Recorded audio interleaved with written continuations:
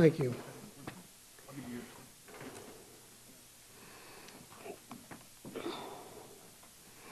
This morning we welcome Administrator John Pistole, and we thank him for being here today. We look forward to your testimony on the President's budget request for Transportation Security Administration's fiscal year 2015.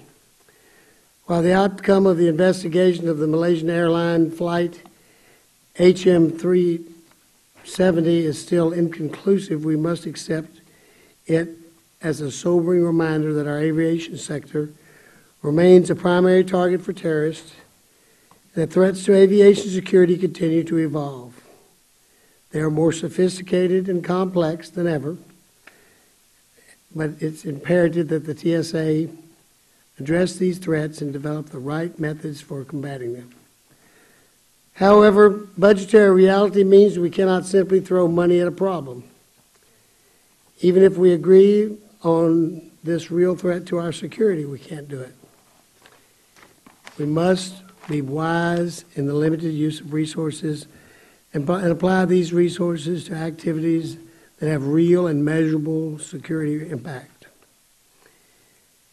A risk-based approach to screening and other TSA activities has long been overdue as we make every effort to improve our security, reduce screening times, improve the passenger experience, and cut costs. This committee has consistently supported risk-based approaches to transportation security, although the primary driver for these risk-based measures must always be improved security. I'm pleased to see that in your FY15 budget request, you include a reduction of $100 million as a result of savings related to these measures, including noteworthy reductions to screening personnel and other cost-effectiveness at the checkpoint. This is the type of progress Congress envisioned when it directed the TSA to apply a risk-based approach to aviation security, and I commend the TSA for undertaking efforts to better focus its resources and improve the passenger experience by applying such screening procedures. We can all agree that TSA can and must do better. I have one additional point to make, and I've made this point before. Once again, this budget requests the use of phony, unauthorized offsets to pay for critical aviation security measures. We rejected such false offsets before, but unfortunately these gimmicks keep coming back, and we must keep rejecting them. Needless to say, this committee will most assuredly reject the administration's proposed increase in aviation security fees yet again, because the necessary authorization legislation has not been enacted, legislation that is not under the jurisdiction of this committee. Rather than these fees, we should be spending this time talking about a legitimate budget that ties funding to results and mission requirements. Administrator, transportation security has and will remain a priority of this subcommittee. I look forward to hearing from you today about how TSA is strengthening the security of our nation's transportation system. I remind you that your written statement will be placed in the record, so I ask you to take 5 minutes to summarize it. But first, I'd like to recognize Mr. Price, our distinguished ranking member, for his opening remarks. Thank you, Mr. Chairman. Welcome, Administrator Pistole. Thank you for joining us this morning to discuss the Transportation Security Administration's budget request for fiscal 2015. Your agent has a uniquely difficult task, broadly securing the transportation sector, including not only aviation, but also rail, mass transit, highways, and pipelines. Most people associate TSA primarily with aviation security, and with it occasionally log lines and other inconveniences. I travel a lot by air. We all do, between our districts and the capital, so we've experienced a fair share of those delays over the years. But we also know that TSA's work is vital to the security of the traveling public, and we can thank you and your employees for protecting us for more than a decade from a repeat of the kind of attack we experienced on September 11th. Although we don't know what happened aboard Malaysia Airlines Flight 370 in detail yet, the strong likelihood that it was intentionally diverted should remind us that threats to aviation have not gone away, and that taking down a commercial aircraft is still a primary goal of al-Qaeda and its affiliates. So perhaps we can interpret the traveling public's focus on screening inconveniences as a sign that actually TSA is doing a good job overall in carrying out its important missions. If travelers are focusing on the hassle of taking off their shoes, in part it's because we aren't worried about a threat to the aircraft we're about to board. And we know from some of the briefings we've heard that that is indeed the trade-off that we are sometimes facing. That's not to say there isn't room for improvement. It's clear there is. We can do more to minimize delays and other inconveniences for the traveling public through the kind of risk-based security strategies that TSA has begun to employ over the last few years. You've made that a hallmark of your tenure, and I commend you for that, and I think you've delivered on it. Through improved screening processes and technologies and by expediting the screening of low-risk travelers, TSA has made great strides to improve the traveler experience while more strategically targeting resources to address risk. And I know you plan to continue further in that direction. Most of the TSA workforce is performing admirably in what's a very difficult, underappreciated, and often strenuous job. And as was tragically confirmed last November with the shooting death of TSO Gerardo Hernandez, it's a dangerous occupation. We owe them our thanks for their service. I pass through Raleigh-Durham Airport every week, and I am invariably struck by the professionalism, the demeanor, the friendly, cordial demeanor, the kind of attitude that workforce projects. I'm impressed by that. I'm very grateful for it, and I'm sure that the traveling public is protected well as a result of that and the way it's replicated in airports across the country. We do occasionally still hear about inappropriate behavior by some TSOs. Because of the difficult nature of the job, the agency has at times struggled to keep more experienced and effective TSOs on the job. So I appreciate the efforts you've made to develop career paths in the agency and improve employer training and morale. Providing initial collective bargaining rights to the screener workforce was a good decision on your part. It should help the agency in the morale department. I hope you'll continue your efforts to boost employee morale, retention, professionalism through the collective bargaining process. I'm pleased that the fiscal year 2015 request projects a savings of $100 million associated with your risk-based efforts, allowing TSA to absorb personnel reductions through attrition. All told, TSA's efficiency efforts would result in net programmatic savings of nearly $133 million next year, including almost 2,000 fewer positions, which more than offsets required inflationary increases in next year's budget for a net savings of around $60 million, or around 1% compared to your current budget. Unfortunately, the budget also proposes user fee increases as offsetting receipts to the tune of $615 million. Setting aside any debate on the merits of those fee proposals themselves, the fact is that unless those fee changes are authorized, this subcommittee is stuck facing a $615 million hole that we'll have to fill from other places in the department. So we'll need to look carefully at your proposed budget, both to fully understand the risk-based efficiencies it includes and to look for other ways of finding savings while still remaining vigilant in protecting the traveling public. I look forward to your testimony and to a good discussion this morning. Thank you, Mr. Chairman. And before you begin, Mr. Pistole, we also have Ms. Louie here, the ranking member. We're pleased to have her here. And I recognize her for an opening statement. Well, I thank you, Mr. Chairman, and I'd like to thank Chairman Carter, Ranking Member Price, for holding this hearing today, and to Administrator Pistole, welcome. Thank you for joining us. In the years since you last joined us, TSA has expanded PreCheck to over 100 airports and is providing expedited screening to over 35% of the traveling public. I'm pleased that in 2015, TSA expects its risk-based screening approach to yield over $100 million in staffing efficiencies, allowing the agency to put more money into new technology to keep the traveling public safe. These savings are important to minimize passenger wait times at airport security checkpoints, as well as flight and cargo delays. The budget calls for additional funding to assist charter passenger screening, which is a growing business, as well as $10 million more for explosives detection systems, to make sure that our screening technology is properly enhanced to protect against homemade explosives and respond better to threats from our enemies. Administration Pistole, you and I have worked together in the past to make sure that your employees have workplace rights and responsibilities. I continue to be concerned about morale for TSA employees, their security and career advancement for female TSOs. I look forward to discussing these matters with you shortly. Thank you.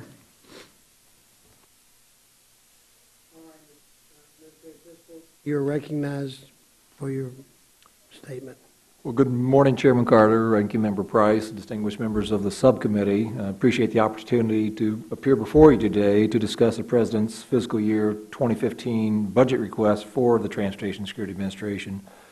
Before getting into the budget matters, I want to thank members of the subcommittee for your kind expressions of support we received following the shooting at LAX last November that claimed the life of Officer Gerardo Hernandez and wounded 2 other TSA employees and another passenger. We have conducted a comprehensive review following this tragedy with extensive input from both internal and external stakeholders. We have prepared a report which I'll be releasing tomorrow ahead of testifying at a congressional field hearing in Los Angeles on Friday. I also want to thank the subcommittee members for your strong support of several key initiatives in the FY14 budget process, especially the support that you have indicated and demonstrated for risk-based security efforts which are transforming TSA's operations, strengthening aviation security, and improving customer service. So TSA's FY15 budget request of $7.3 billion supports ongoing risk-based security initiatives all across our operations in an effort to provide the most effective security in the most efficient way. We've made significant progress since we began implementing RBS initiatives midway through 2011, and we plan to continue that progress. To give some perspective to some of these changes, our FY15 request is $536 million less than our FY12 budget, which is about 7%. Yet with this 7% reduction, we are screening approximately 7% more passengers than in FY12, while continuing to provide mission coverage by our federal air marshals to those highest priority flights. In 2013, we met our goal of providing some form of expedited screening for at least 25% of the approximately 640 million passengers who fly every year. Today, more than 35% of air passengers experience expedited screening each day. Passengers currently eligible for expedited screening include persons under 12 or over 75, known crew members, active duty, National Guard, reserve members of the military, and certain other U.S. government employees, CBP Global Entry, TSA PreCheck, and other certain trusted traveler programs, and other passengers who we determine to be low risk, of course, including those on honor flights and wounded warriors. TSA PreCheck is a key RBS initiative that expedites security screening for low-risk travelers at hundreds of checkpoints every day. To accommodate TSA PreCheck expansion, we have taken the following actions. First, expanded the number of airports participating in TSA PreCheck from 40 to 118 today. Second, increased the number of expedited screening lanes from 46 to 600, with each lane capable of doubling hourly throughput. Third, we've increased the number of participating U.S. airlines from 6 to 9 in a great partnership with the air carriers. To expand the TSA PreCheck eligible population further, we began an application enrollment program in December, since which time we have had more than 120,000 passengers sign up for TSA PreCheck benefits. Now, our 15 budget request, in that request, we have prioritized key operations, and we are proposing targeted reductions in efficiencies and modest enhancements or redirection of resources. This end result is, as you noted, Chairman and Ranking Member, both Ranking Members, is a decrease of approximately $60 million in budget authority and 2,034 full-time equivalent positions from our FY14 budget. The efficiencies under RBS account for over $100 million, in fact $142 million when looking at all aspects, including explosive detection system, efficiencies and some other things.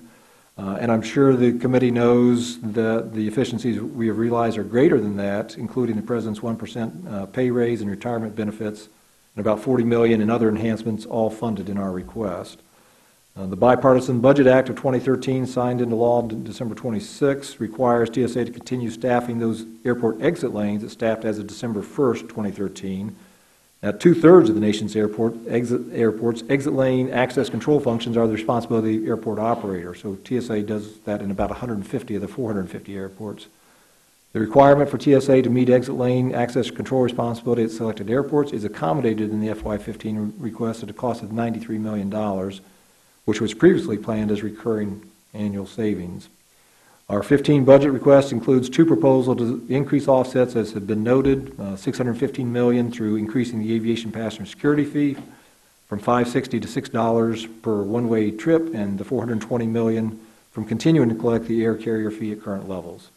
As in the past, this request aligns the cost of security to those who benefit most. We also gained some budget efficiencies through realignment, including consolidating K-9 operations, the aviation security approach, and our Viper team operations, the visible intermodal protection response, in the surface transportation approach, while retaining the multimodal mission of these teams. We're also proposing realigning the funding of Federal Air Marshal Service under the aviation security appropriations. We're committed to improving the professionalism and performance of our workforce. We've completed leadership training for nearly all of our over 3,000 supervisory TSOs, and we are implementing similar training for lead TSOs and transportation security managers, all key enablers of risk-based strategies across the country. We've implemented an integrity testing program which covertly tests the honesty of officers facing opportunities for theft. And over the past 15 months, we have conducted over 3,000 tests involving more than 10,000 employees at 126 airports, with over 99.7% of our employees handling the items properly. The few employees who failed to adhere to our integrity standards were fired under our zero-tolerance policy. So in conclusion, as we continue applying risk-based security principles to strengthen transportation security, we must also continue shaping and investing in the workforce we need to enable our future successes. We are becoming a smaller, more capable force, and I'm committed to ensuring we develop, train, and equip our people to meet our mission responsibilities. Mr. Chairman, Ranking Member, thank you again for this opportunity to discuss the President's budget.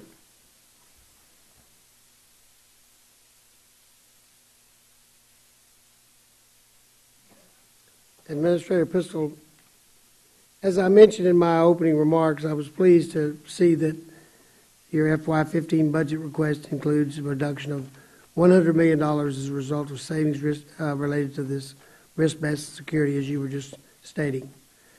I'd like you to briefly describe to us how these initiatives are improving security and reducing costs. But first, as you know, Congress has imposed a cap on the number of screeners TSA may hire.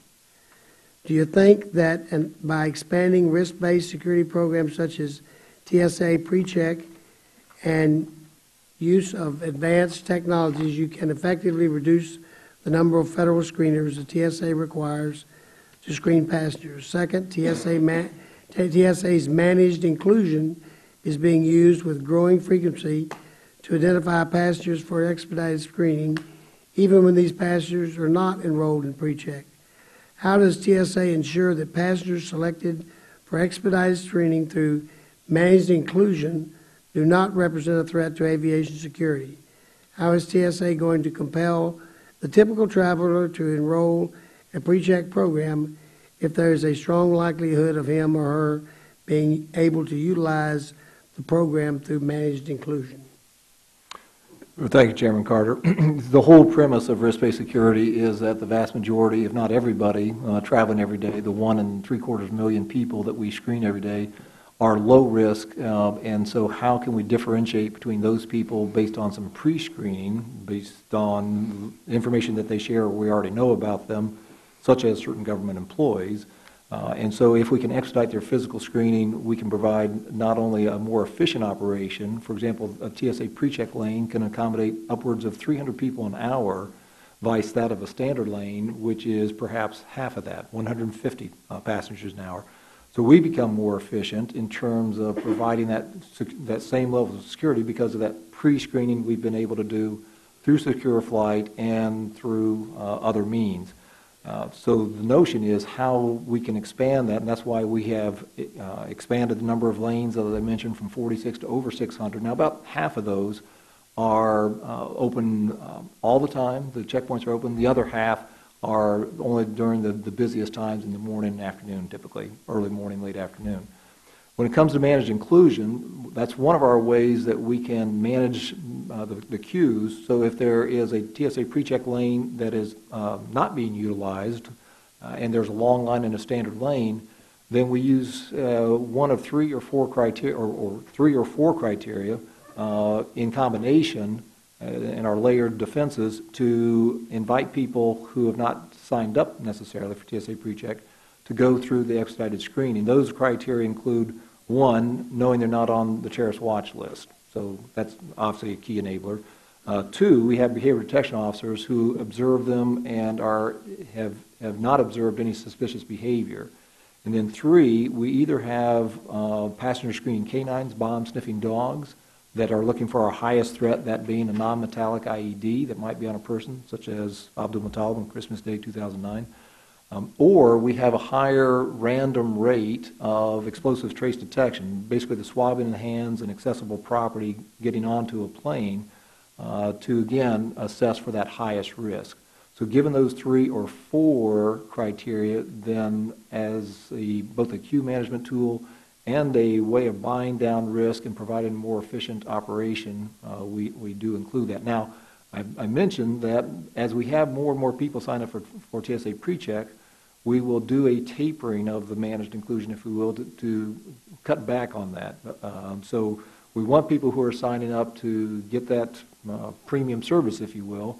And so we, as more people sign up, I mentioned 120,000 plus the 1.2 million in global entry, we see we will be cutting back on the managed inclusion on an airport-by-airport, lane-by-lane basis. You think you will, or will you consider allowing airports to participate in the enrollment process?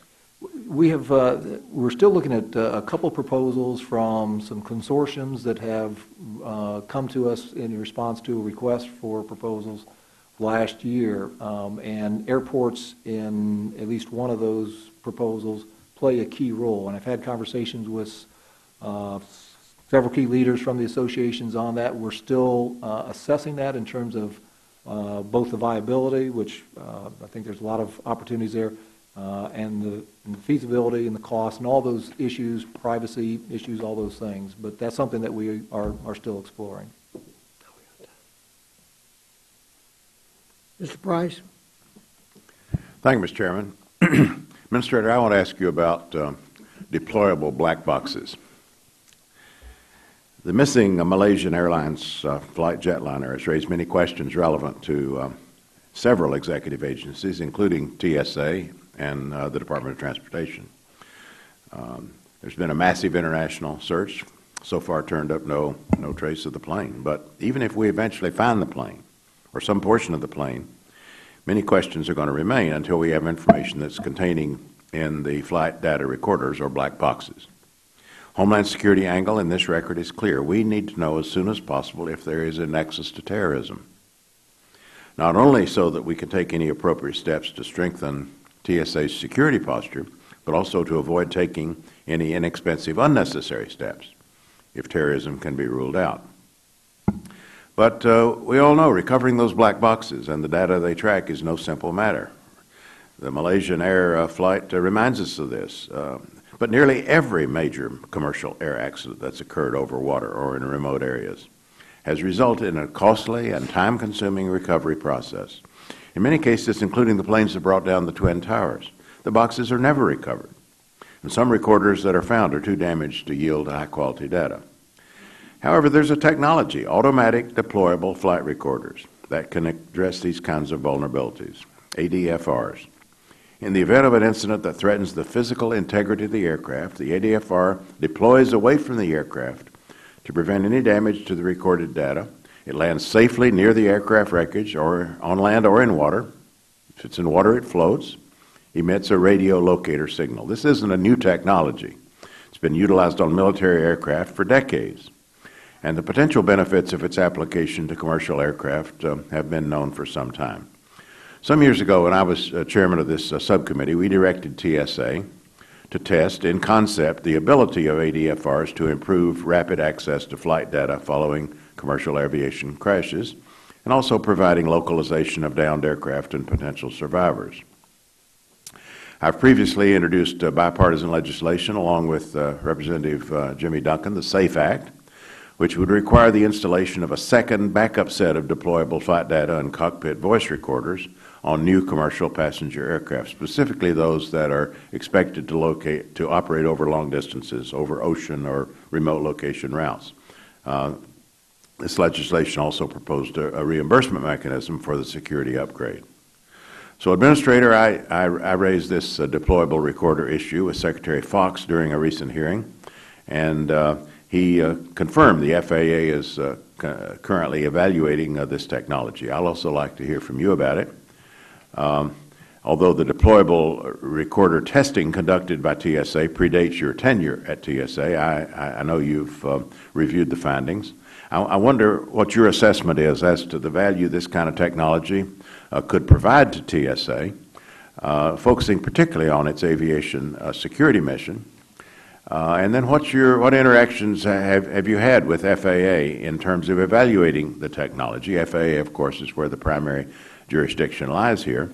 Are you confident that the FAA is taking TSA's testing and its mission perspective into consideration as part of its evaluation? Well, thank you, Ranking Member Price. Clearly, there are benefits that would be achieved from having the automatic deployable black boxes on commercial aircraft in situations like Malaysian Air 370, and of course, our condolences to all the families and friends of those missing from that tragedy. The question from a TSA perspective is, what could we learn in as timely a manner in terms of the security protocols that had been breached in causing the aircraft to go down, which is a separate issue oftentimes from what NTSB and FAA might be looking at in terms of mechanical issues and safety issues. But I did go back and have looked at the work that we did going back to your original request, I believe, which was in 2006, and found that we worked with FAA and produced at least a interim report to the committee in 2011 that outlined some of those pros and cons. I think one of the issues is obviously the cost of installing those devices and who bears those costs, and of course would those be passed on to passengers. What is the viability of those devices in the event of an explosion of the aircraft, such as TW-800, for example, where there's catastrophic failure? It would tell us, just like the flight data recorders, that something catastrophic happened on the aircraft, and then there's a cessation of all data and voice, obviously, when we have that type of explosion, vice that of what sounds like what happened with Malaysia Air Flight 370. So what I would like to do is go back and I'll talk to the FAA Administrator, Michael Huerta, in terms of getting an update in terms of their efforts that you raised with Secretary Fox recently, and see if there's something more that they could be doing as a lead, as you mentioned, with support from TSA in terms of the benefits that we would derive from that information also. Well, I thank you. I encourage you to do that. The TSA study was quite thorough, and it took a while, but it did get done, and it ended up incorporating a number of options, or raising a number of options that are worthy, I think, of consideration. As far as the cost is concerned, I mean, this search that has gone on right now, that of course would cover the costs of black boxes for decades to come. Thank you, Mr. Chairman. Thanks, Mr. Chairman. Morning, Administrator Pistole. At this time last year, I had inquired to you about the progress being made on the final rule for TWIC readers from the Coast Guard. As you may remember, this rule has been 10 years in the making. Last year, you had responded with, quote, good progress is being made on the final rule. Can you give us any updates as to where we are today on TWIC? Yes, thank you, Congressman Dent. There has been progress made on all of the rules that we have been focusing on. In terms of the large aircraft, the security program, the general aviation, right. I'm sorry, is that the one you're asking about? Oh, no, on the TWIC readers. I'm sorry, TWIC the Coast Guard. Apologies. After that, though, you get in the large aircraft security program. That's I apologize. I was looking at which one. On the TWIC reader, we have made progress. There's been, and of course, as you know, TSA has responsibility for the front end in terms of security threat assessments, and then the Coast Guard has responsibility for the actual deployment. I will have to get back with you in terms of the where it is exactly. I don't have the update on that here in front of me, but I know it has gone back and forth in terms of progress being made. I'll just have to get back with you on that.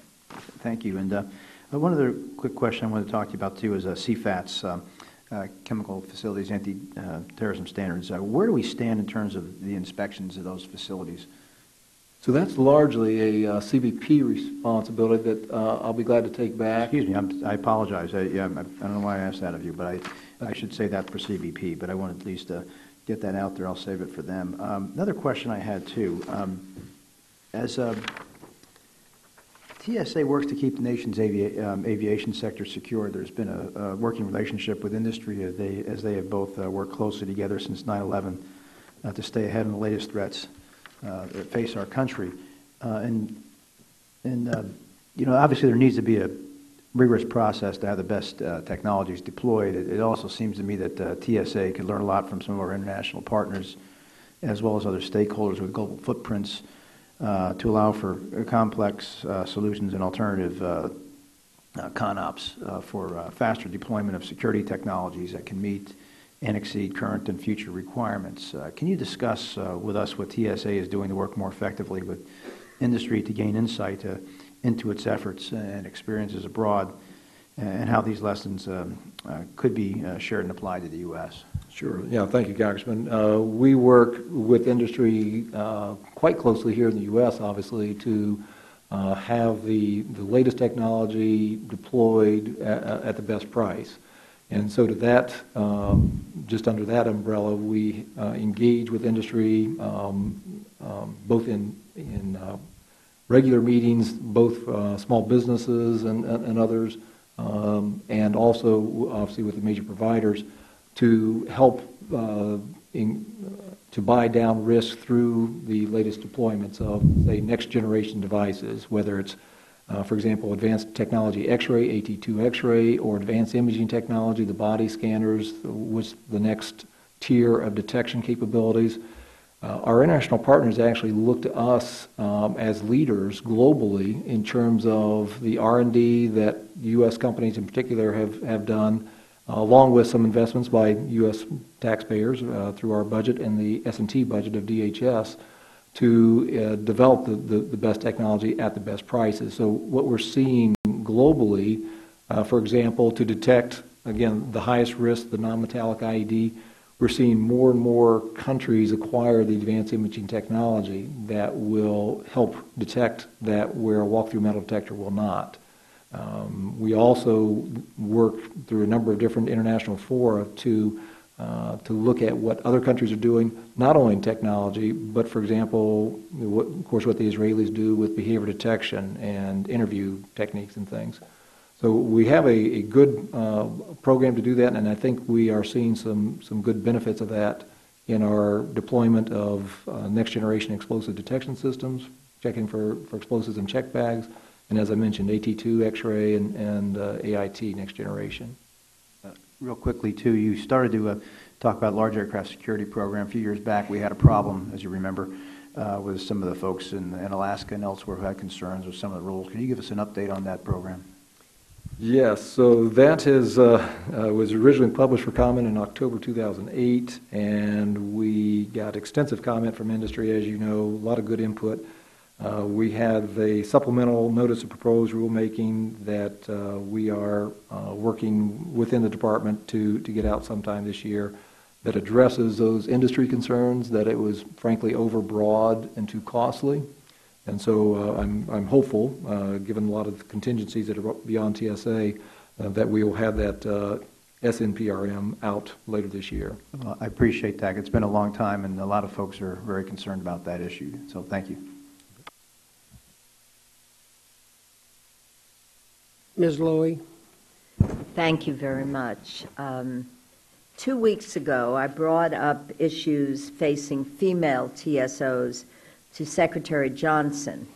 As I mentioned, female TSOs are finding it more difficult to be promoted because they are held at the passenger checkpoints to conduct pat-downs rather than gaining experience at other stations. Approximately 33.8% of TSOs are women, because only female TSOs are permitted to conduct pat-downs of female travelers and are the preferred choice for pat-downs of children and the elderly. 33% of TSOs are responsible for over 50% of all pat-downs. Due to the increased demand for female TSOs at passenger checkpoints, they are not rotating positions per TSA policy, leaving them without the experience in other stations necessary to be considered for a promotion. They're also often denied shift and position bids because they are disproportionately kept at the checkpoints. In addition to making an effort to hire more female TSOs, what steps should TSA take to ensure that female TSOs have equal access to training, shift bids, and promotions as their male counterparts? Well, thank you, Congresswoman Lowy, and Secretary Johnson and I discussed this since the hearing, and so I appreciate you raising it with him and with me, because that is, I think, one of our key enablers for becoming a high-performing organization, to make sure that we have women represented in key places throughout our organization, which is reflected in our senior leadership. On your numbers, I thought we'd provided your staff some updated information that actually it's 43% of our screening workforce are women, so female, instead of 33. So it's actually several thousand more than what you had raised with Secretary Johnson. So that's the good news. The challenge then becomes, as you mentioned, with the pat downs, that obviously we have female, and children. I will say that since one of the issues raised is with the increased pat downs since 2011 and 2010 when I came in to try to address this, because of our risk-based security initiatives, we have actually reduced the number of pat downs across the board. So that's reserved for a more resolution of an alarm that we just couldn't resolve, as opposed to our old policy. If somebody alarmed, we'd pat them down. So another issue is that if somebody's doing an excellent job, a female TSO is doing an excellent job in their specialty, that we still look to promote that person if they are, obviously capable of doing things. So the multidisciplinary approach, which you mentioned, can be important. But if somebody excels in their area and they indicate interest in management and have that management potential, clearly we want to promote them. We've had several senior executives women who started as TSOs, who are now in the senior executive ranks of TSA. So they've come up through the ranks. Still not as many as I'd like to see, but what a great role model they provide for us in terms of saying, yes, you can start at the bottom and work your way up. So I appreciate you raising that. I've asked our Office of Human Capital to go back and look at what we're doing with our Office of Training and Workforce Engagement to make sure that we are providing those opportunities for women and frankly for all minorities. So it's not just a group of white men who are running the organization and doing all the frontline work. Thank you. I'm also concerned about a lack of perimeter security at our nation's airports. Following last year's hearing, I worked with Chairman Carter and Ranking Member David Price to insert language into the fiscal year 2014 report that directed TSA to report back to the committee within 90 days of enactment on its efforts to work with its airport, local law enforcement partners to better secure airport perimeters. We're approaching that 90-day mark, so I hope we'll soon get that information. On Christmas Day, as we recall, 2 men at 2 different airports, Newark and Phoenix, were able to climb a high-security fence while impaired and access the tarmac. At Newark, which recently upgraded security system, the person in question was able to run across 2 runways before anyone noticed, even though the alarm had been activated. While good actors take off their shoes, jackets, belts, remove the battery to their laptops, others, it seems, can go for a stroll on the tarmac. Quite simply, it makes us vulnerable, and this vulnerability is unacceptable. Now, a GAO study recommended that TSA needs a national strategy to secure airport perimeters. The report stated that 87% of the nation's 450 commercial airports have not conducted a basic vulnerability assessments. Can you give us a preview of what you'll soon be reporting to the committee? What actions is TSA taking to increase perimeter security at airports, and what do you believe are the respective roles of TSA, airport authorities, and local law enforcement? Great series of questions there, Congresswoman. In terms of perimeter security, because we do see that as one of the challenges, and so as you indicated at the latter part of your question and comment there, the airports themselves, the 447 airports where TSA provides security, has the frontline responsibility for the perimeter fencing, the security, whatever type of cameras or patrols they have. Now, they do that to our standards, and we audit and inspect those, the fencing, and then work with the airport authorities. But, for example... Is there nationwide standards on perimeter security? There are, but they're general, so the sense is, or if you've seen one airport, you've seen one airport. Because of the uniqueness of each airport, we have to make sure that they are tailored. So there is a national standard in terms of some basics to ensure that these people that you mentioned, which are a handful out of course, the hundreds of millions of passengers and the millions of, or hundreds of thousands anyway, of airport workers who have access to the active area, are there because they should be. And so we see this as part of the 2 aspects. If it's an external person coming in, of course, there's been no terrorists that have tried to access an airport through the fencing and things, a perimeter that we're aware of. You mentioned a couple of people who have been drinking too much or driving or different things and got lost on a jet ski or something like that. And so those are concerns, but what we're primarily focused on is there that coupled with a potential insider threat, somebody who's working at airports that does have access to the sterile side.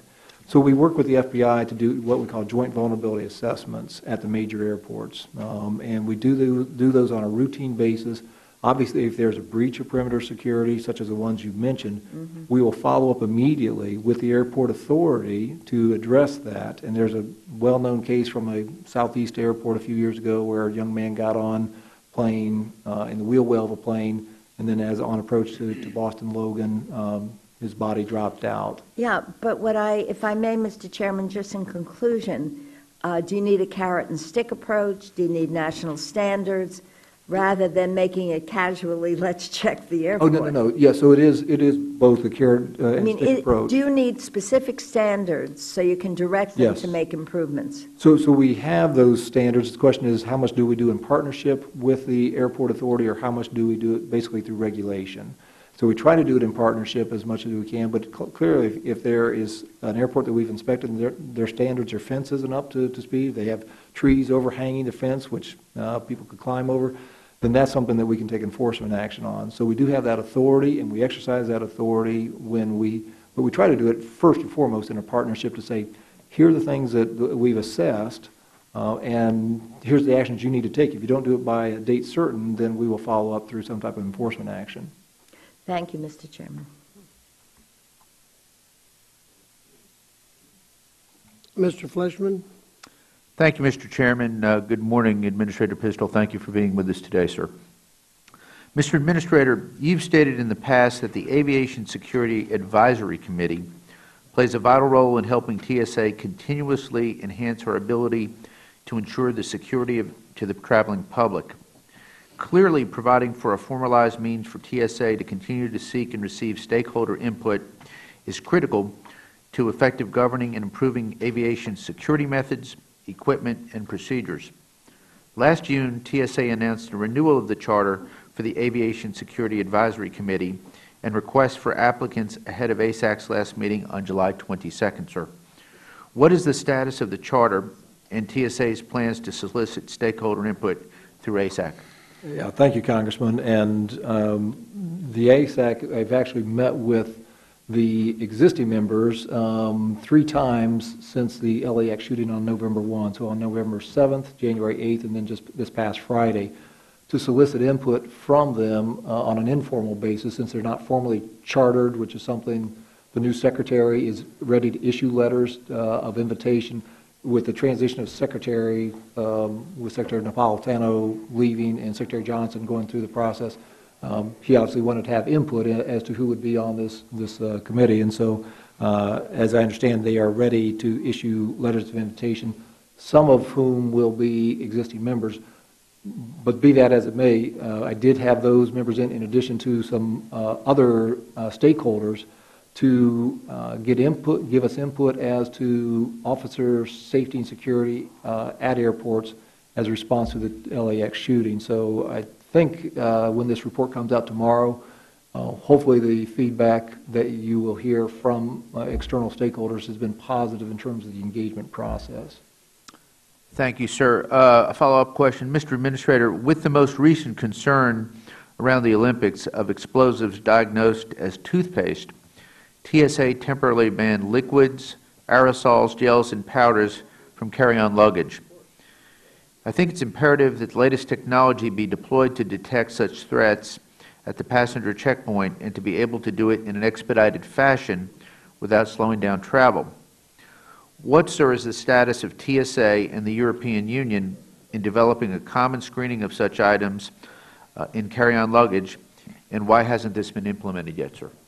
Well, so in January of this year, we did start a pilot program with the European Union as it relates to the small liquids aerosol gels, or I should say those that are in, for example, a duty-free bag. So if a passenger in London has a duty-free bag purchase and they fly to JFK and then on down to Washington, in the past, that person would have to take that duty-free, whatever the item is, and put it in their check bag for the flight coming from JFK here. Under a pilot program that we're doing with the European Union, which again just started in January, is that we are allowing most of those to stay with the passenger because we recognize the explosive detection capabilities of certain airports in the European Union. We're also looking at something similar with Canada and Australia, recognizing that as technology improves, as you noted, that we can do a better job globally for assessing this highest risk. Now, that being said, there are some countries that we will not allow that to happen, and it is a pilot program with the European Union as they have more of their airports acquire the technology to detect those type of non-metallic IEDs. Thank you, sir. Mr. Chairman, I yield back, sir. Mr. Cuellar. Mr. Chairman, thank you so much for holding this meeting. And, sir, thank you so much for being here and appreciate all the good work that your men and women do. As you know, we're usually on airports, and I get to work with them every week, twice a week. Let me direct your attention. There was a provision that we added through the help of the chairman and the ranking members that said that for the first time, the head of each agency, as they turn in through the president the budget request, they should link the budget request to the performance plan that GIPRA calls for. As you know, we had a modernization of that in 2010. And from there, you're supposed to be looking at measures that examine outcome, output, efficiencies, and customer service. And I would ask your folks to go back and look at that because we're missing those categories as required by GIPRA and as required by the provision that we added on this omnibus bill. So I would ask you to look at that, number one. Number two, I would ask you to look at, just as an example, some performance measures, or one performance measure. and that has to do with your behavior detection activity, which is the SPOT, screening of passengers by observation techniques. As you know, the GAO came out with a report November of 2013, a few months ago. And I think since 2007, your agency has spent about $900 million from there.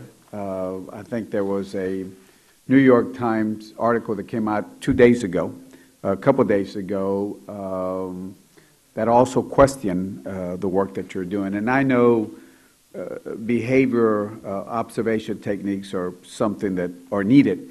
The question I'm bringing up, leading to the first point I made about performance measures, is that if we spend $900 million so far, the GAO has asked you to look at how effective is the work done. I mean, especially if you spend over $900 million, I think the taxpayers need to know how effective the program is. According to GAO, they're saying that you all noted that it would take 3 years before TSA can really begin to report on the effectiveness of that work. So what are we supposed to be doing as we keep pumping in more money to understand if we give you $1, are we getting the bang for that $1? If we give you $900 million, what's the bang for that $900 million? I mean, how are we supposed to provide legislative oversight? Yeah, thank you, Congressman. There's obviously a lot of different views about the efficacy of our behavior detection program, our SPOT program, and the officers who do that work. It comes down to a question, how do we measure that in terms of your issues with GIPRA and tying that into the budget? So the 3-year period that you mentioned is basically trying to get to a gold standard of evaluation. We have a number of metrics, which I'll be glad to share with you and the subcommittee, to evaluate what our BDOs are doing. We have about 3,100 FTE for BDOs, and so that cumulative dollar amount that you've mentioned is basically personnel costs for that, obviously training and things like that. But we could have done a better job earlier on, I would say, in terms of establishing those metrics as one of the multiple layers of security that the BDO program offers. So one of the benefits we're seeing now that is actually an inverse of what the program was created for, looking for suspicious behavior to designate somebody for higher risk screening, selectee screening, let's say. We're using BDOs effectively through what was mentioned earlier, the Managed Inclusion Program, to identify low-risk passengers. So if you want to say we're getting double bang for the buck, there are a number of people who are going through expedited screening today, literally millions of people, because they've been observed by BDOs as being lower risk. So that's part of our equation of saying, okay, the program originally started to identify high risk. Now we're doing both high risk and low risk, so let's make sure that is a metric that we can identify as being one of the enablers. So the cost-benefit analysis is, if it catches one terrorist, then it's worth that, just seeing what happened on 9/11 or something else. And I can't help but think that if BDOs were in place at Newark, at Boston Logan, particularly Dulles, where the 19 hijackers came out of, they would have observed some of that suspicious behavior that even the airline personnel said, yeah, this Muhammad Atta, for example, is acting suspiciously. So yeah, and just to conclude, to be cognizant of my time, I got a copy of your government.gov performance measures. I would just ask your folks to work with GAO as the provision calls for to come up with measures, because again, the chairman here, when he was in the state and I was in the state, we've been doing this since 91, 92, and we had the people that wore robes, judges and academicians that said, well, you can't measure education, you can't measure this. There are measures. So if they can do it, I know we can do it. So again, I appreciate all the good work. I just ask your folks to go back and review those measures. Thank you. Ms. Roble-Allard.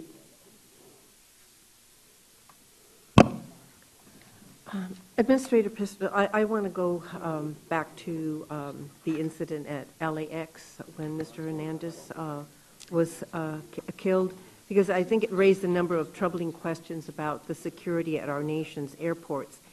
And according to an independent investigation that commissioned by the Airport Authority, and it was released last week, it took paramedics more than a half hour to reach Mr. Hernandez after he was shot. A full 45 minutes passed before emergency responders were able to set up a unified command post at the airport. And the inquiry also found that emergency phones and panic alarms did not function properly, and various agencies responding to the shooting lacked interoperable communication systems and were unable to communicate with each other by radio during the incident. I mean, these findings really were unbelievable since they occurred after 9/11, and there's some similarities there. Now, I know you said you're going to be releasing a report tomorrow, so you may not be able to answer in detail any of my questions, but I guess the main question is, what accounts for these deficiencies? And will the report that you will be issuing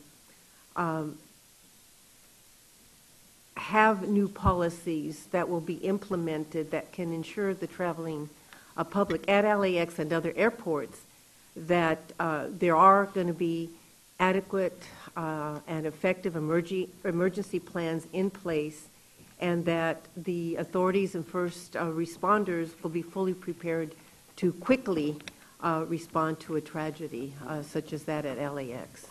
Yeah. Thank you, Congresswoman. And obviously, protecting our workforce is our highest priority, to make sure they can do the job in a safe and secure environment. That being said, the LAX report that was published last week focused on, obviously, the events there, many of which the items you have articulated. Our report is looking at safety and security of officers, TSA employees around the country, so it's not LAX specific, although it takes some of those issues that were identified, such as the duress alarms. Are there adequate duress alarms for TSA employees in the event there is an active shooter? Do those alarms work? When was the last time they were tested? Has there been active shooter training, either online training or tabletop training or actual in-person tactical training in terms of, if there is a shooter, what do I physically do?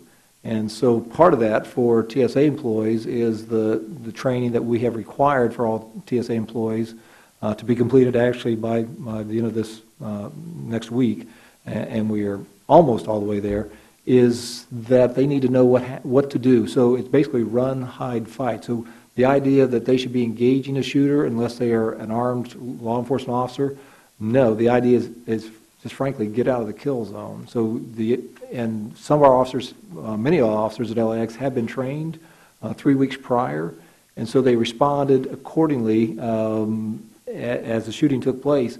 They helped passengers get away from the checkpoint, and then they got out of the way themselves. Now, 2 of our officers went back to help an elderly gentleman who had not left the checkpoint, and so they helped him and got him off to a side room, and then they fled, and the shooter had come up the escalator from where TSO Hernandez was, where he had been shot, and shot the 2 of them, one in the foot and one in the shoulder.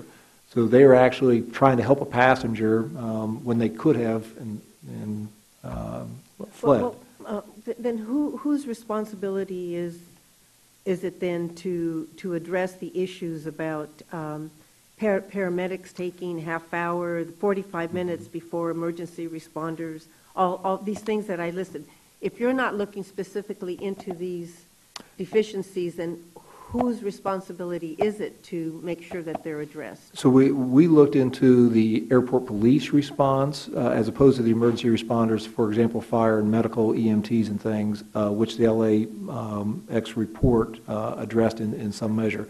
They have taken actions, I know of, that have addressed that issue. For example, to allow EMTs to go into to provide basically trauma care to an injured person as soon as the shooter is not right there. So it used to be that's a hot zone. The policy was you could not go in the hot zone. You had to wait until it was a cool zone, basically. What they have done is adopted a new policy to say that if it's a warm zone, there still may be a shooter. And as you recall, there was information that there may have been one or more shooters in the parking garages across from Terminal 3 where the shooting took place. So they've worked with tactical responders to provide cover, basically, to allow EMTs to go in and provide emergency, basically, trauma care. So that's one thing they addressed. We are looking at the airport police response time and locations, which will be in this report that I issue tomorrow. And what is your opinion of calls from labor groups and others for the creation of armed TSA security units to protect transportation security officers? That was one of the recommendations made by one group out of the over 30 organizations that I had in this review. So I looked at that and have determined that that is not the best response in my mind for a number of factors, which I'd be glad to go into. I did go into that last Friday in the meeting with the stakeholders, my reasons for not. If you could just submit it. Sure. It'll be part of my report, yes. Okay, thank you. Is my time up? Mr. Owens. Thank you, Mr. Chairman. Thank you, Mr. Pistole, for coming in today. From my perspective, the three airports that I move in and out of most frequently, Burlington, Vermont, Plattsburgh, New York, and Washington, D.C., function at an extraordinarily high level. And the people do it with a great degree of aplomb as they approach the folks who are online. They tend to be very helpful. They're informative. And it's just an all-around good experience. And I think you need to know that so that you can talk to the people who operate those institutions and let them know that we think they're doing a good job. And this is something I hear from people generally in our communities. On page 2 of your report, you talk about the pre-check program. And I'm curious, you don't list Nexus as one of the criteria for getting into the pre-check. Is it? Yes. Well, so it's another way of qualifying for Right. for TSA pre-check benefits. The 630,000 Canadian citizens are part. But yes, if you're part of Nexus, we automatically accept you into TSA pre-check. I just didn't note it in the testimony. Okay, that's good. I also have encountered a number of people who have been surprised that they were selected for pre-check. One of them being my wife, who will frequently... Hopefully not disappointed, though. No, positively impacted. And I assume that that's because of your use of the managed inclusion and secure flight risk assessments? That's right. So we made an assessment that she's low risk, probably separate and apart from her marriage to you, but yeah, just that notion of, yes, she qualified on a flight-by-flight basis. So she may have received it one time, but not the next time. And so it's almost like we're doing a free sample for people to encourage them to sign up for TSA PreCheck, $85 for 5 years. Okay. That's very important information. I will note with one other bit of humor that frequently at DCA, the pre-check line is longer than the regular lines, which I really find somewhat amusing. We have noticed that, and hopefully it's like at the supermarket where you have an express lane of 10 items or less. There may be 4 or 5 people in that line, but so it's a long line compared to the one person in the regular checkout. But if he or she has 2 shopping carts full, you're going to take a lot longer behind that one person than the multiple people in the express lane. So that's why we continue to expand the number of TSA pre-check lanes around the country. Good. That's great. One other question I wanted to ask, and this relates to page 1, the second paragraph of your written testimony. You talk about the use of intelligence analysis and information sharing. Are you finding that you are getting information in a timely fashion from the other agencies? Yes, absolutely. That's been one of the things that I've been very pleased with since coming to TSA from being the Deputy Director of the FBI, where, of course, got the daily intel briefs from around the world on all matters, is the both the detail and the timeliness of the reporting from the intel community and the law enforcement community as to anything transportation related. So it's outstanding in my mind, and then our own folks doing the analysis related specifically to the transportation sector, not just aviation, surface transportation, rail, bus, all those others. In fact, I had a briefing on yesterday that was outstanding in terms of looking at certain areas, certain issues based on classified intelligence. So yeah, I'm quite pleased with it. Mr. Chairman, do I have time for another question? Yeah. Thank you. As you could tell from the airports that I mentioned, I live along the northern border. And one of the issues that we talk a lot about with our friends in the Border Patrol and CPB is the issue of the cells of terrorists that are located in Canada. And are you getting adequate information from the Canadians in terms of the people who are crossing the border to take flights along the northern border? Yes, so we work very closely through the U.S. interagency, but for example, with the RCMP or the Canadian Security Intelligence Service, CSIS, directly. We have a representative in Ottawa that gets that information either through the U.S. government agencies in the embassy there or sometimes directly. And of course, CBP does a great job in terms of tracking that information through a number of different programs and then sharing that on a real-time basis. So, and we do see that with people who are on the no-fly list who will come in from overseas, go to Canada, and then try to cross over on the land borders. So we get that on a daily basis in terms of good intel from the Canadians, great information sharing. Good. Thank you very much. Thank you, Mr. Chairman. Congress has repeatedly directed the TSA to make greater use of screening programs, Screening Partnership Program, SPP, we call it. Yet, to date, only 14 airports are actively participating in these seem to be valuable programs. Furthermore, TSA budget proposes to cut the funding for SPP. A couple of questions. First, is TSA satisfied with the amount of time it takes to award an SPP contract and to transition that airport to privatized screening once the application is approved? And second, TSA bases its federal cost estimate on TSA's starting wages rather than the actual wages being paid by TSA, preventing bidders from meeting the parameters of the bid without paying incumbent employees a TSA starting salary, rather than what their current wages would be. In this budgetary environment, cost efficiency is very and absolutely critical. But has TSA set a bar unduly high for the private screeners to compete with the federalized screening? And what is TSA doing to ensure that most comparison process is fair and accurate? Yeah, thank you, Chairman. So you're right. We have the 14 current SPP airports. We have 6 in queue that we have approved their application, and then we're going through the RFP process to actually award a contract. 4 of those should be awarded in May, and 1 in August and 1 in September. So those 6 should have contracts awarded by September for all 6 of those. I will note that last year, or in calendar year 13, we only had 1 application. So we had 5 pending from 2012, which were delayed for several reasons, some beyond our control, but some within our control. So I've reorganized the office that deals with this. Actually, it was in 3 different offices, so I combined those efforts to give a greater focus because it, frankly, has taken longer than it should have, I believe.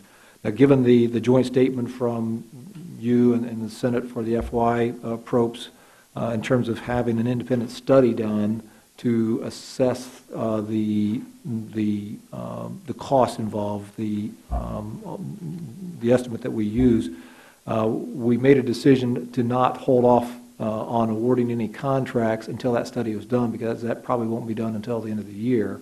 And so rather than hold up these contracts any further, we're going forward with our current criteria, which I think, given the the way that we have revamped things, I think it will provide, it will be seen as being as transparent as we can, where we are actually giving a dollar cost to say this is what the government cost should be. We didn't used to do that. So given the FAA Modernization Act, the amendment, and basically changing the burden of proof to us to say why wouldn't we accept a program or an airport application, that's what we're doing. And so what we're seeing are airports coming in under that, which makes sense. If you know what you have to come under, you're hopefully not going to come over that, because if they come over, then it's going to be tough for us to justify awarding a private contract. So we are making progress, and I think we will see those 6 awarded by September. And in this new information you're giving them, this would include this salary differential that had a lot of people kind of stumbling over. Right. So that's one of the issues that this study will look at. But we use the actual salary cost. So I think the statute said we had to look at the minimum, but we use the federal equivalent, the actual salary cost, to say here's what it's costing us. So that's that new process that we're using. Say here's what it's costing us. Can you provide those same services with the same level of security and the same level of customer service, if you will, at a better price? And so that's the process we're going through now. We're going to shift gears to Viper program. Okay, I recognize that the vulnerabilities of mass transit, and I understand the efforts to protect the nation's public transportation system. However, I have serious concerns regarding the effectiveness of the Viper, which is a little strange pronunciation, but it means Viper. It means V-I-P-R, but it sounds like the snake. In August, DHS OIG report was very critical of the program, and several of my colleagues on both sides of the aisle have expressed concern that TSA is expanding the scope of Viper teams beyond the Congress's intent. What performance metrics is TSA using to determine what the Viper program that the Viper program is being utilized effectively? Can TSA provide the committee with specific examples in which Viper team definitively thwarted a terrorist plot? And finally, given their presence at sporting events, political party conventions, and even reported searches of private vehicles, is it fair to say that TSA is expanding the scope of Viper teams beyond the Congress's intent? Yeah, thank you, Chairman. Obviously, the Viper teams are designed to be as their name implies, a visible intermodal prevention team. So one of the key aspects is in virtually all instances, we are participating at the request of a state or local or other transportation law enforcement agency request. So, for example, Amtrak may ask us to have a Viper team over at Union Station to help them to augment their resources, recognizing that as most state and local law enforcement agencies' budgets have declined over the last several years, they look to us to help augment from that notion of being a deterrent. So the metrics are similar to TSA metrics across the board. How many terrorists have Viper teams stopped? Well, that's obviously the same thing in terms of a deterrent.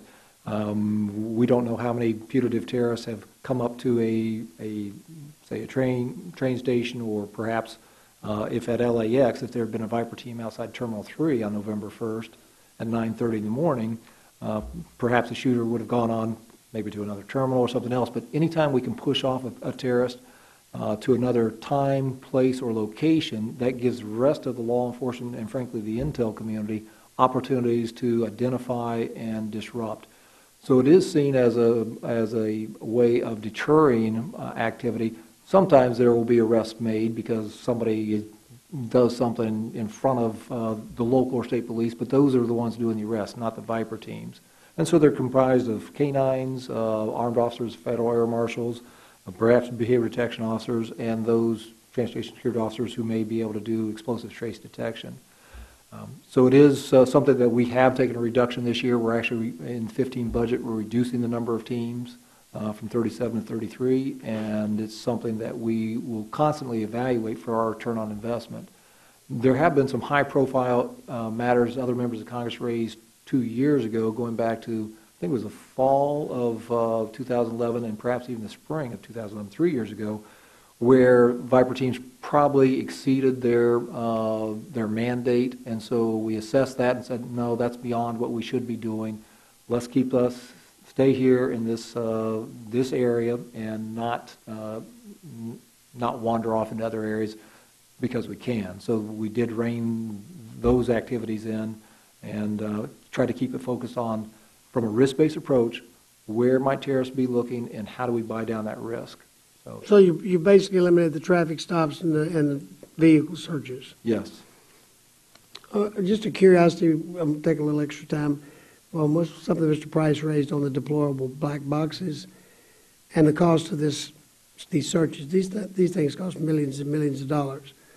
I just don't know the answer. I assume that everybody that goes out there with a volunteer plane is paying their own way. Is there anybody that has to reimburse them, and especially, is there some program that I don't know about that the United States reimburses them? That's beyond my knowing, Chairman. So because it seems to me what Mr. Price raised at his first question is a very cost-effective way to find these things, and I think we are.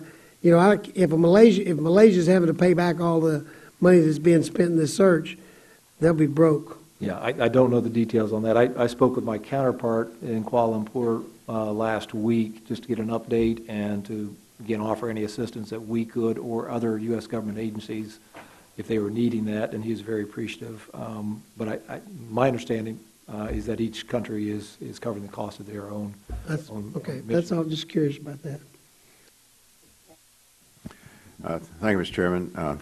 Minister, I want to invite you to reflect on some of the lessons learned from your efforts to employ risk-based analysis in the security enterprise. I first want to just briefly revisit your discussion with Mr. Cuellar, though, about the behavior detection officers. I'm glad to know that you're exploring these GAO conclusions, which I have to say, to me, were surprisingly negative. I want to see them explored. I will await the results of this third-party evaluation that you cited. One of the reasons that I have been predisposed to favor this program or to see it as having a high potential was an experience we had some years ago when this subcommittee visited Ben Gurion Airport in Tel Aviv.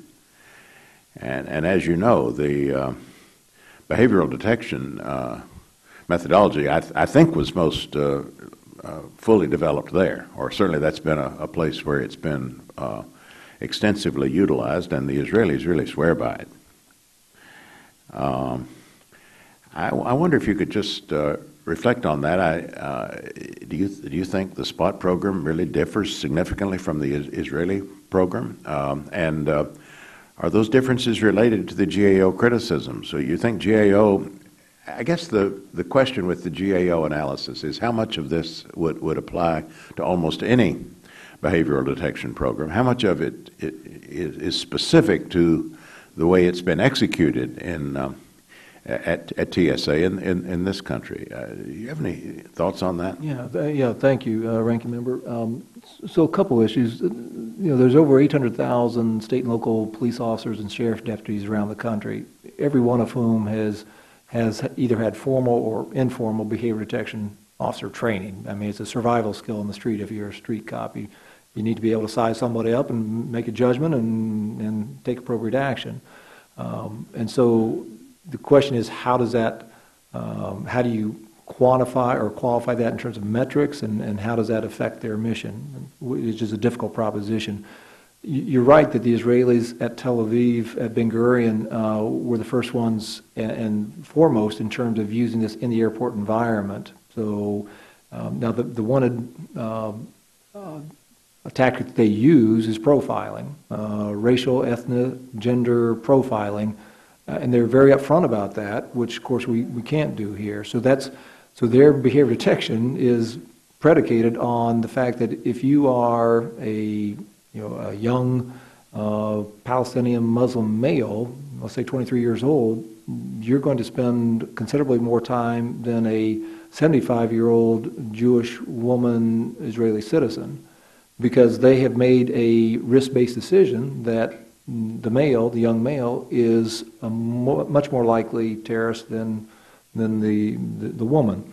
So we, of course, can't do that and don't do that in our behavior detection. So it's all based on behavior and what experts disagree on in terms of what is telltale signs of deception or something that they're trying to hide. So the example I like to use is I would have loved to have a plainclothes or even uniformed BDO at Schiphol Airport in Amsterdam on Christmas Day 2009, off to the side, and then here, let's say I'm Abdul Matal, the 24-year-old Nigerian bomber with that non-metallic IED in my underwear, and Judge Carter here is a uniformed police officer with a K9, and he's walking right toward me, and so I see that uniformed officer with a K9, and what would my reaction be as a bomber? Would I have the guts to just walk right by him without breaking stride? And that's what I would have loved the BDO to be able to observe. Say, how do you respond? Because we know from debriefings of convicted terrorists that the three things that act as a deterrent are uniformed officers, K9s, and then CCTV, as long as it's not a suicide bomber. So they don't care about the CCTV. So there's a number of different views. The New York Times article that Congressman Cuellar mentioned from a few days ago cited some of the critics of the program. We could have as many proponents of the program, and we're doing a response to the Times on that, just as we did a couple of years ago when they ran some articles critical of the BDO program. Good. Well, of course, you've cited the most obvious difference between the Israeli approach, which you're right, they're quite candid about, and what we can and would do here. Serious questions, though, still about the potential of this kind of approach, this kind of methodology, pretty firmly rooted, I think, in some psychological studies. So we'll await your finding there. I certainly want to reserve judgment. On this risk-based security approach that you've made very central to your administration, we found out on the House floor last June that doesn't always work. Sometimes perceptions of risk don't match TSA's more technical risk analyses. I'm sure you remember the House adopted an amendment to prohibit TSA from implementing any changes to the list of prohibited carry-on items for air travel. This was prompted by a TSA proposal to allow certain items to be carried on airplanes, including small knives with blades less than 2.36 inches in length and less than ½ an inch in width, billiard cues, ski poles, hockey and lacrosse sticks, and up to 2 golf clubs. The International Civil Aviation Organization changed its standards to permit passengers to carry small pocket knives in 2010, and as a result, thousands of airline passengers arriving in the U.S. from abroad every year are able to carry small pocket knives on their flights. Now, putting aside the merits of TSA's specific proposal, the conventional wisdom seemed to be that TSA might not have engaged in a strong enough effort to bring its various stakeholders on board with that proposal.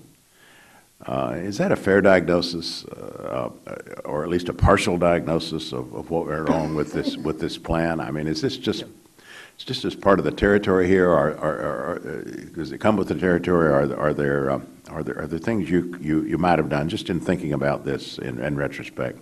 Things that you might have done. Have you, as a result, changed anything about the way you engage stakeholders on risk-based proposals as a result of that experience last year? Maybe you could walk us through briefly the basics of the process you went through in developing the proposal.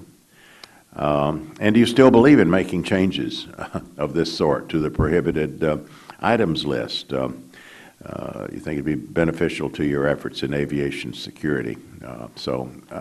Could you reflect on that experience? Yes, thank you. I do have some vague recollection of that last year. So I think I heard from 150 plus members of your colleagues on that issue. in addition to a number of other folks.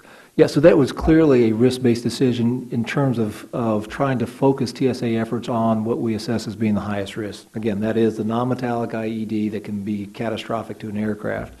We were finding upwards of 2,000 of these small knives every day at checkpoints around the country, much to the frustration of passengers who were law-abiding citizens who just forgot they had a souvenir knife or some small pocket knife. So it was both done from a risk-based approach, trying to focus on the highest risk, from an efficiency standpoint of making it more efficient for our folks instead of having to stop the bag, open the bag, find the knife, take it out, seize the knife, and then, again, cause delays in the line, cause frustration with the passengers.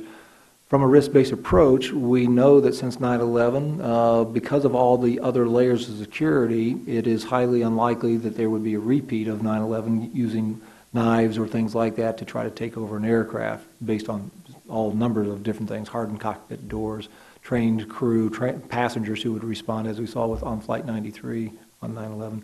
So those are, so as part of an internal process that we did with certain key outside stakeholders, but really it's a 2-year review that we looked at and tried to align ourselves with some of the big international standards, ICAO, the European Union, which do allow knives, small knives.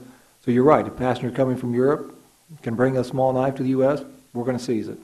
So then we have to dispose of it, and there's cost to doing that. So it really was a risk-based efficiency for us, better customer service for the passenger things, but there were certain groups who were strongly opposed, which we did not engage with as well as we should have. And that was, part of that was the Aviation Security Advisory Committee that was mentioned earlier.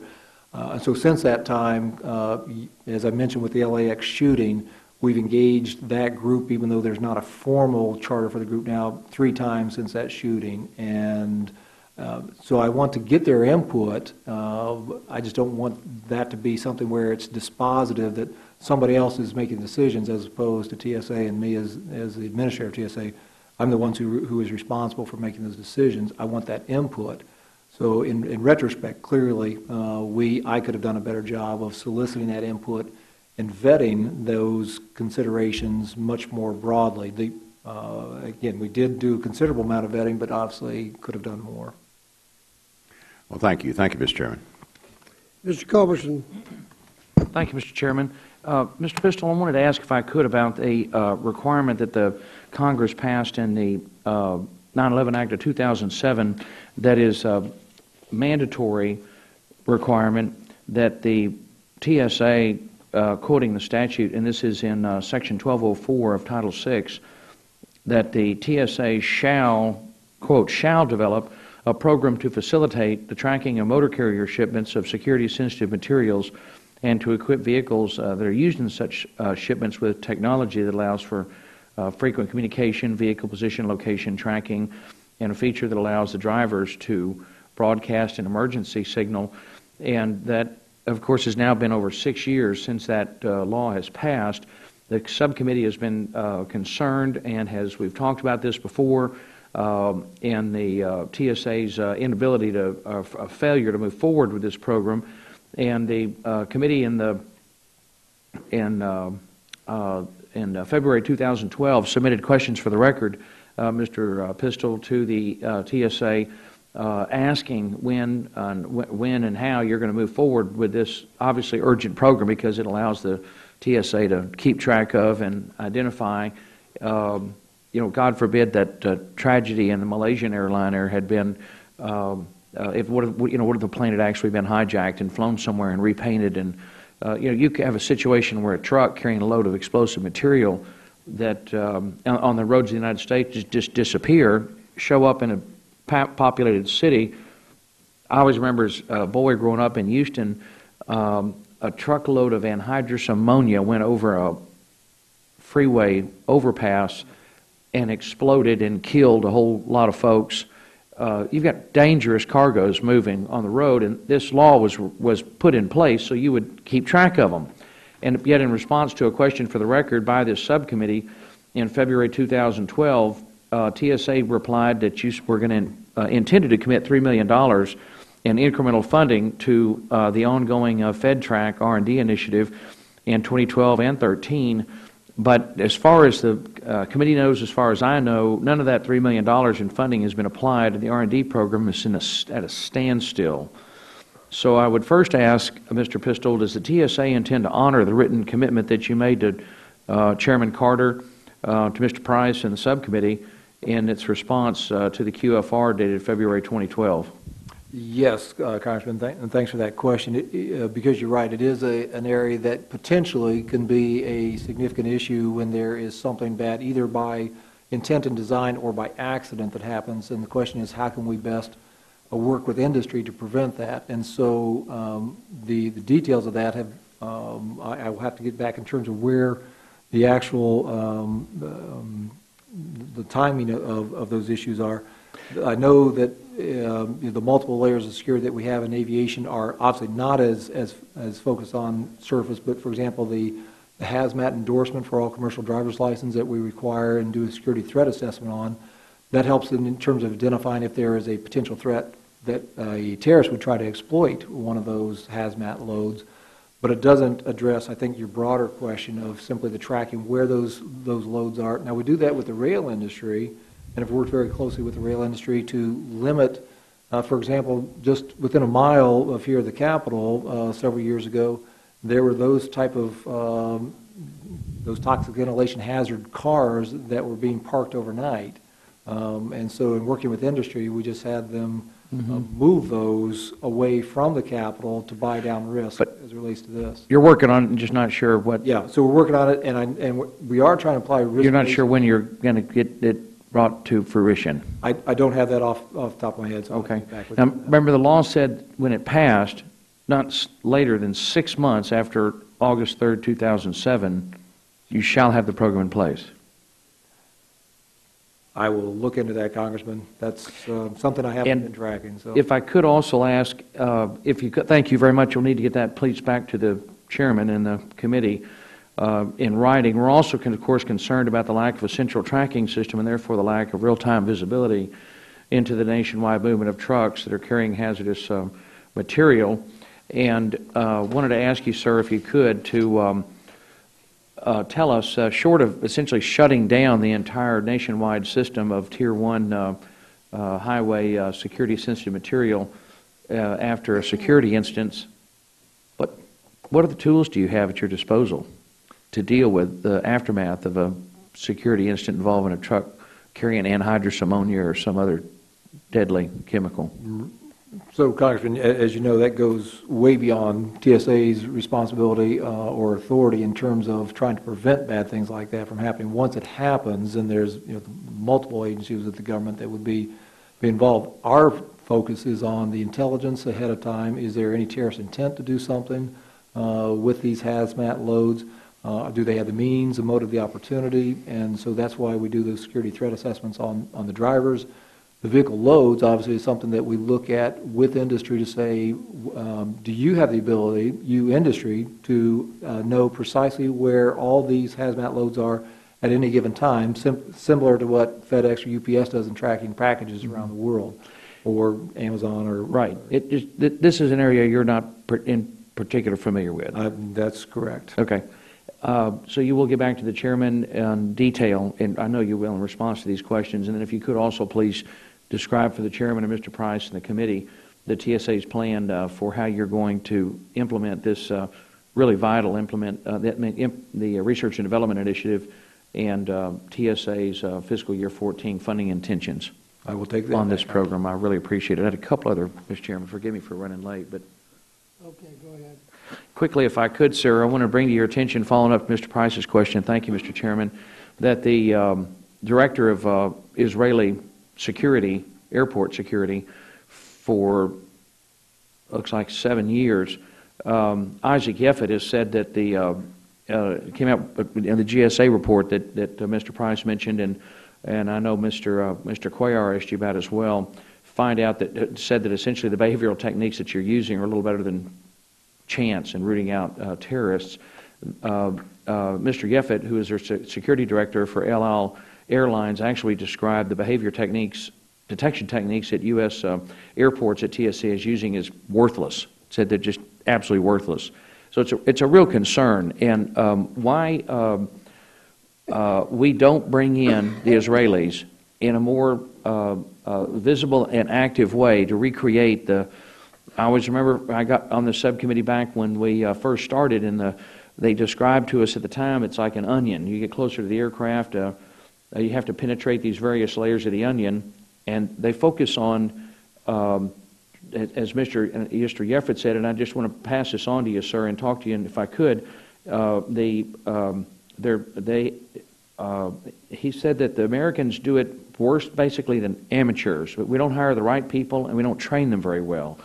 And he's focused on ensuring that the people they hire do it correctly, or they're fired. We give them, quote, we give them test after test, and there's no mercy. You fail the test, you go home. I don't care who you are. You're fired. You're just gone because the stakes are so high and so important. And if you don't know how to treat anyone in a test, it means you don't know how to treat a man in real time, and you're just gone. And it's his experience, and certainly you know this as well, and we all do, unfortunately, in the federal government, it's almost impossible to fire anybody. I think to this day nobody's been fired for 9/11. It just is maddening. And if the TSA, Mr. Yeffert says that the TSA behavior detection officers fail in a test, in some cases they continue to work and can take the test again. He just recommends, and I want to ask you specifically, why don't we simply, as he recommends, as they do in Israel, hire qualified people, give them proper training, and test them, and if they don't meet the standards, fire them. And they're, again, focused on, they focus on behavior. They don't worry so much about, they don't focus on items so much as they do behavior, which is logical and common sense law enforcement. Why can't you simply fire people, particularly in this critically important job, if they don't measure up, as they do in Israel? So you asked a number of questions there. So there's several aspects. Last year we fired over 1,400 employees for non-performance. So this notion that we don't fire people for not doing the job is not accurate. The year before, 1,605 people. The year before, 1,124. So we do fire people. We have an annual certification that ATSA, the enabling legislation, requires us to certify frontline employees on an annual basis.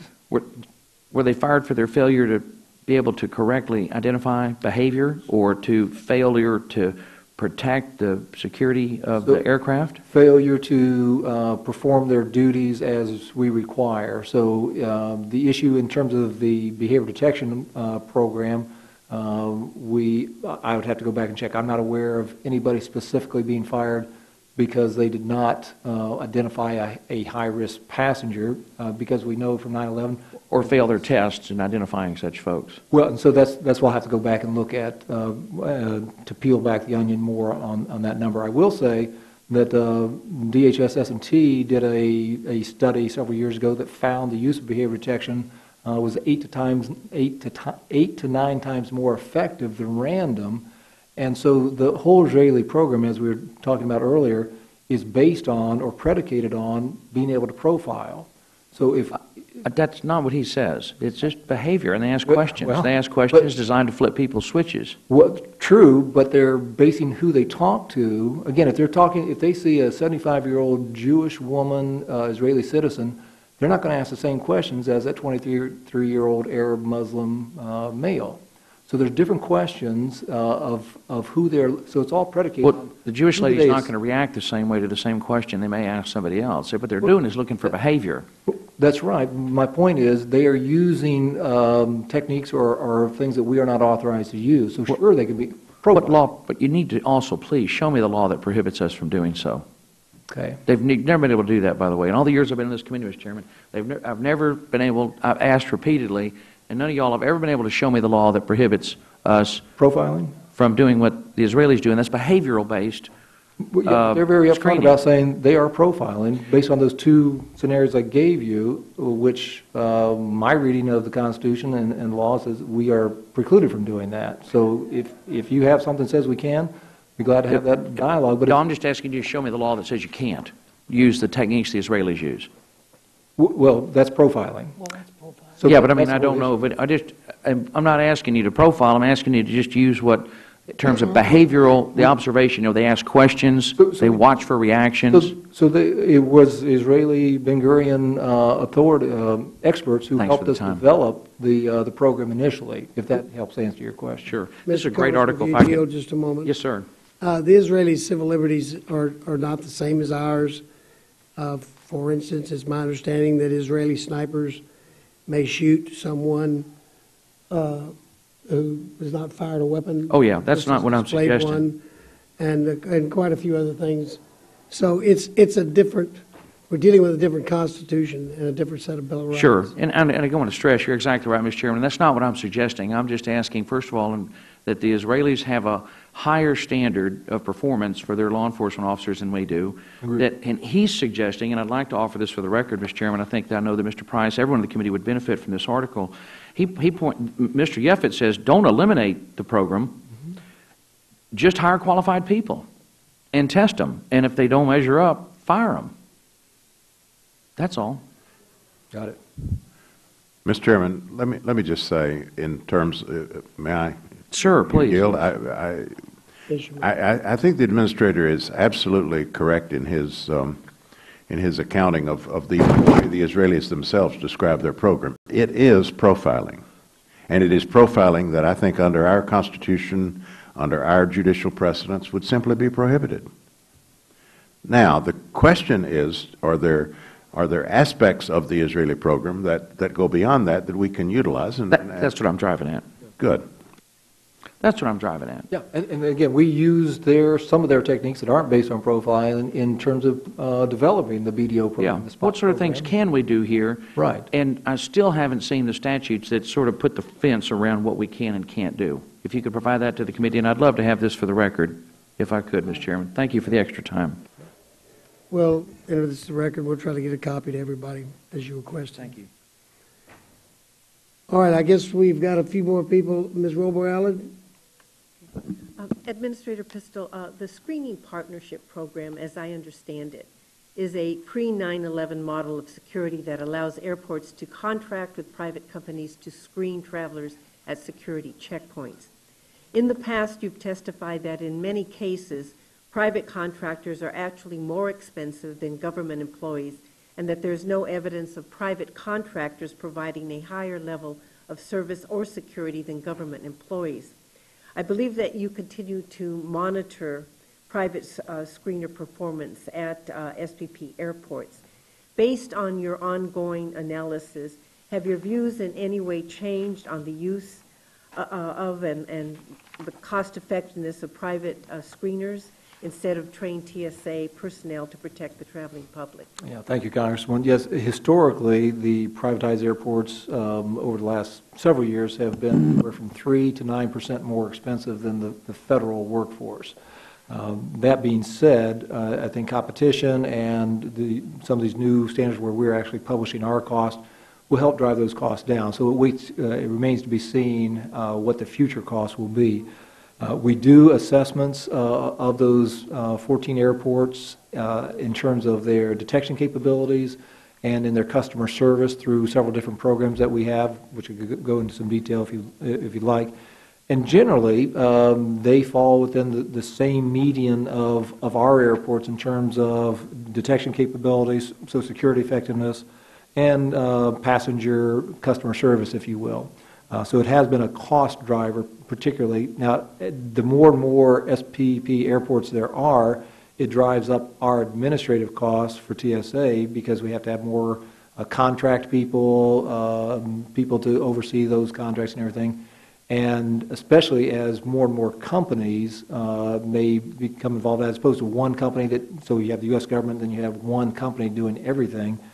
So it does drive up our costs. So as we're trying to use risk-based approaches and acquire efficiencies, I want to be mindful of that. So we'll see with these next 6 that, again, the contracts will be awarded through September, where they come out in terms of their proposals, how much it will cost, and then we'll evaluate that. But it is something that I'm mindful of, simply trying to provide the best, most effective security in the most efficient way, because taxpayers are still paying for it, whether it's privatized or it's TSA employees. And then based on your evaluation, would you have any recommendations for this committee with regards to that? Well, I think so. So we'll see how these contracts come in and what the costs are. And so, yeah, I'll be better informed in the fall as to what the way forward might be. Okay, look forward to that. Just quickly, I want to just follow up a little bit on the issue that Congresswoman Lowy brought up with regards to the female TSOs. And because I've had the same concerns. And my question is, what is being done to increase the number of women TSOs in the workplace?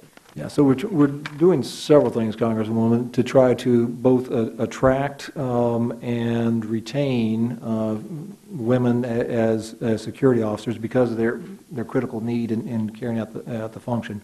And that includes recruitment on campuses and community colleges where we are doing associates programs for TSA employees. So we will, especially in those larger airports where we are hiring people, such as LAX, where we're always looking for qualified people, we try to make that a priority and have senior either TSA employees who are women or others who can speak on our behalf to do part of that recruitment. So that's one thing.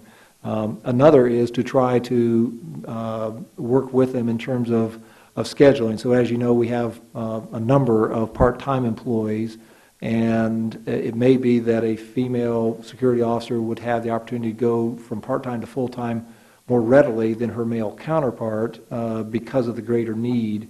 And so that's something that I think is appealing to those women who are looking for full-time, recognizing that some are simply looking for a part-time job to try to balance family and perhaps other responsibilities. And so that's something that we are looking at on a regular basis.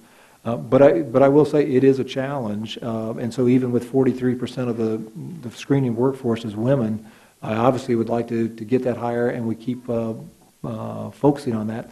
Obviously, low pay has been one of those issues that have been one of the morale issues that we've had. And so longer term, I'm hoping to take some of the efficiencies that we glean from RBS and invest that back in the workforce in terms of additional training, perhaps additional pay, different things that we might be able to do to not only attract but retain those qualified people, especially women. Okay, thank you.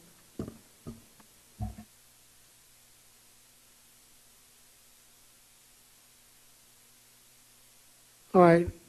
Just an aside that I talked to you about on the phone the other day.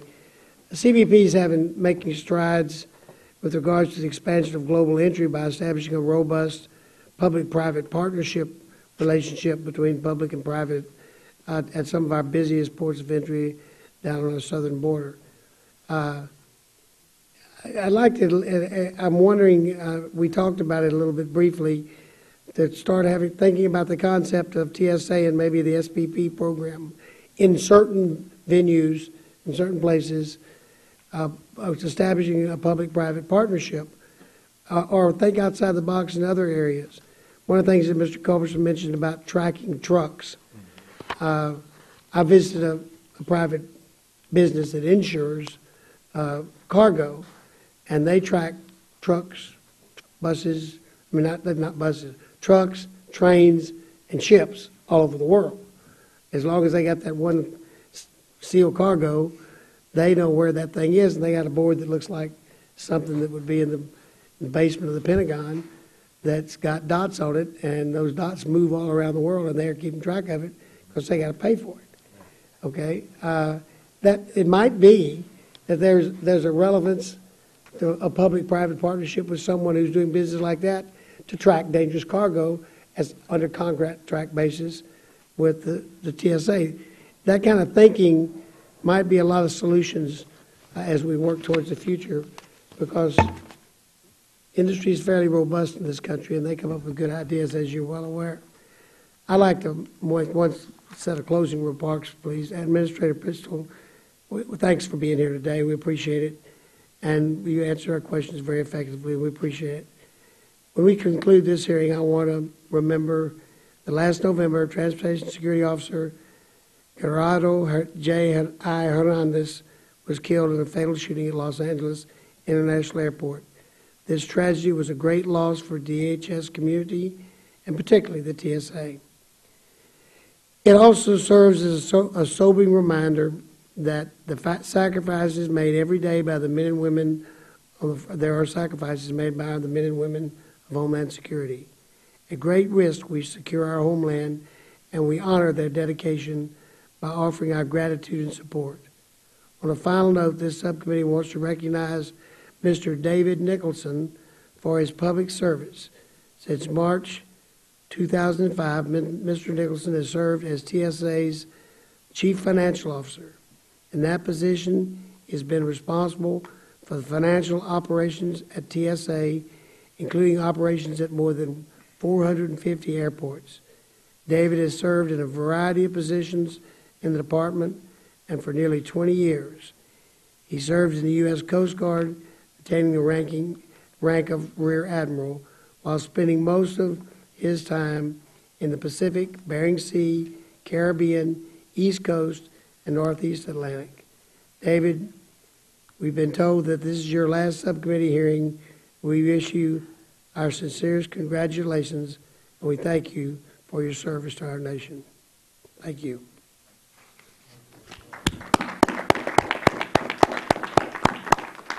Thank you, Chairman. I tried to get him to testify today, but couldn't quite get that to come off. A painless vacation here.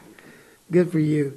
Well, if there's nothing further for anybody, then we will move on to our next hearing later this week? Tomorrow. Okay, the meeting is adjourned.